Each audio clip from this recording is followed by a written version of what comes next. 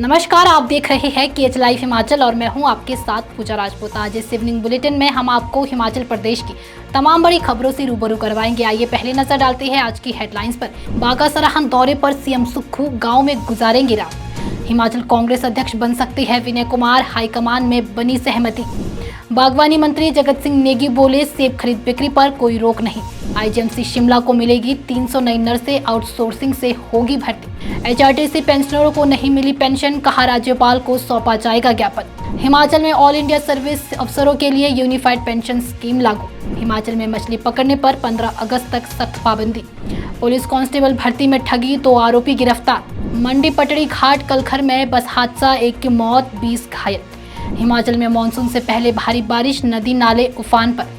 और अब खबरें विस्तार से। मुख्यमंत्री सुखविंदर सिंह सुक्खू का सरकार गांव के द्वार कार्यक्रम अब कुल्लू के दुर्गम गांव बागा सराहन पहुंचा। सीएम सुक्खू यहां रात्रि प्रवास कर ग्रामीणों की समस्याएं सुनेंगे और कई योजनाओं का लोकार्पण भी करेंगे। बागा सराहन जैसे दुर्गम इलाकों में पहुंचकर मुख्यमंत्री प्रदेश के सुदूर गाँव तक सरकार की गारंटी पहुंचा रही है। इस दौरान करीब 1800 महिलाओं को 1500 रुपए मासिक सहायता की सौगात भी दी जाएगी। सीएम सुक्खू ग्रामीण केवल राम के घर में रात्रि ठहराव करेंगे। इससे पहले भी डोडरा कवार, कुपवी और तीर्थन घाटी के दुर्गम इलाकों में भी इसी तरह का प्रवास कर चुके हैं। हिमाचल प्रदेश कांग्रेस में संगठनात्मक बदलाव की चर्चा तेज हो गई है। विधानसभा उपाध्यक्ष विनय कुमार को प्रदेश कांग्रेस अध्यक्ष बनाए जाने की संभावना है।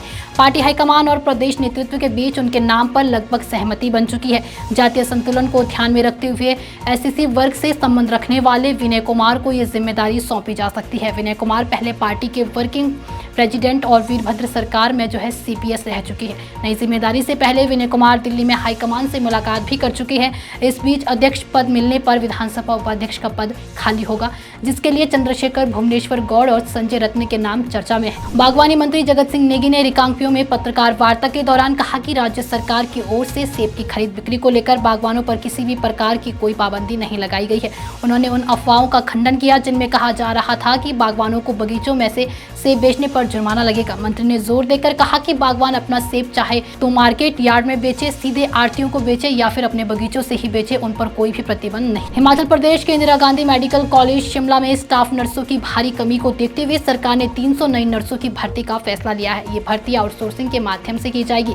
स्वास्थ्य विभाग ने 3 कंपनियों को टेंडर भी आवंटित कर दिए हैं। आईजीएमसी के साथ साथ टांडा, हमीरपुर और नेरचौक मेडिकल कॉलेज में भी नर्सों और पैरामेडिकल स्टाफ के खाली पदों को भरा जाएगा। फिलहाल अस्पतालों में एक वार्ड में 3 से 4 नर्सों की जरूरत है, लेकिन मौजूदा समय में केवल 1 से 2 नर्सें ही काम संभाल रही है। मेडिकल एसोसिएशन ने भी स्टाफ की कमी को लेकर सरकार को रिपोर्ट सौंपी थी। हिमाचल प्रदेश में एचआरटीसी के रिटायर कर्मचारियों को इस महीने भी पेंशन का इंतजार करना पड़ रहा है। पेंशन मिलने की तय तारीख गुजरने के बाद भी 17 दिन बीत चुके हैं, जिसमें पेंशनर में भारी नाराजगी है। पेंशनर्स कल्याण संगठन के अध्यक्ष कृष्णचंद चौहान ने बताया कि अप्रैल 2024 के बाद रिटायर हुए कर्मचारियों को अब तक पेंशन जारी नहीं दी गई है। कई बार मुख्यमंत्री, उप मुख्यमंत्री और निगम प्रबंधन से बातचीत के बावजूद भी समस्या का हल नहीं निकल सका है। अब इस मुद्दे को लेकर पेंशनर्स कल्याण संगठन ने प्रदेश भर की 16 इकाइयों के माध्यम से राज्यपाल को ज्ञापन सौंपने का निर्णय लिया है। संगठन ने चेतावनी दी है कि यदि जल्द समाधान नहीं हुआ तो आंदोलन किया जाएगा। हिमाचल प्रदेश सरकार ने आईएएस, आईपीएस और आईएफएस जैसे ऑल इंडिया सर्विसेज के अधिकारियों के लिए यूपीएस लागू कर दी है। अब तक इन अधिकारियों पर एनपीएस लागू था, लेकिन केंद्र सरकार के निर्देशों के बाद हिमाचल सरकार ने यूपीएस को मंजूरी दी है। नई स्कीम के तहत जिन अधिकारियों की नियुक्ति 18 नवंबर 2009 के बाद हुई है, उन पर ये लागू होगी। सभी अधिकारियों को अपनी ऑप्शनल फॉर्म भरनी होगी, जिसे हेड ऑफ ऑफिस और ट्रेजरी के जरिए प्रोसेस किया जाएगा। गौरतलब ये है कि फैसला सिर्फ ऑल इंडिया सर्विसेज पर लागू होगा।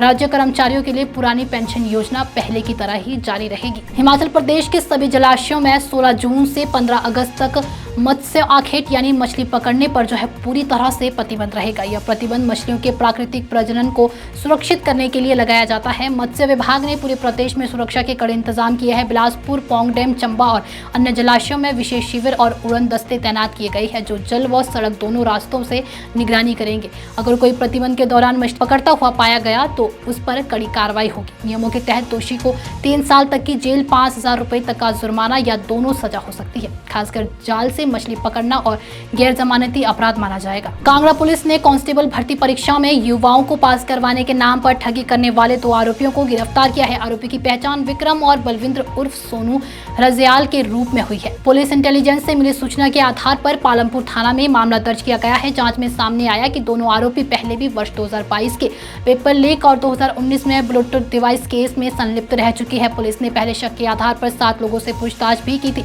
लेकिन सबूत न मिलने पर उन्हें छोड़ दिया गया था। फिलहाल पुलिस मामले की गहराई से जांच कर रही है।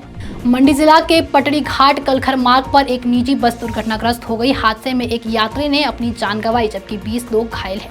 घायलों को रिवालसर अस्पताल से नेरचौक अस्पताल रेफर कर दिया गया है। मृतक की पहचान राजगीर सिंह पुत्र ब्रह्मालाल गांव हटाल के रूप में हुई है। मृतक बस का चालक बताया जा रहा है। एक यात्री बस के नीचे दब गई, उसकी हालत भी गंभीर बताई जा रही है। जानकारी के अनुसार निजी बस मंगलवार सुबह कुटलहर से मंडी जा रही थी और पटड़ी घाट से 7:30 बजे निकली थी। 1 किलोमीटर आगे बस करीब 500 फीट गहरी खाई में जा गिरी। घटना के दौरान बस में लगभग 25 सवारियां थी। हिमाचल प्रदेश में मानसून की एंट्री से पहले ही कई भागों में बीती रात और आज सुबह भारी बारिश हुई। बिलासपुर के रायपुर मैदान में 130.2 मिलीमीटर बारिश हुई है। मंडी के बलदाड़ा में भी 62 मिलीमीटर, बीबीएमबी में 58, ऊना और कसौली में 52, वहीं शिमला में 42.7, बिलासपुर में 38.6 मिलीमीटर बारिश हुई है। मौसम विभाग ने आज भी अधिक ऊंचे व मध्यम ऊंचाई वाले कुछ क्षेत्रों में तेज बारिश का येलो अलर्ट जारी किया है। चेतावनी शिमला, सोलन, सिरमौर, मंडी, कांगड़ा और कुल्लू जिले में की गई है। इन जिलों में बारिश के साथ आंधी व तूफान भी चल सकता है। 21 और 22 जून के लिए निचले व मध्यम ऊंचाई वाले क्षेत्रों में भारी बारिश का पूर्वानुमान जताया गया है। तो ये थी प्रदेश की कुछ तमाम बड़ी खबरें। अगर आपको वीडियो पसंद आई हो तो वीडियो को लाइक, कमेंट, शेयर और हमारे Facebook page KH live Himachal को फॉलो अवश्य करें। धन्यवाद।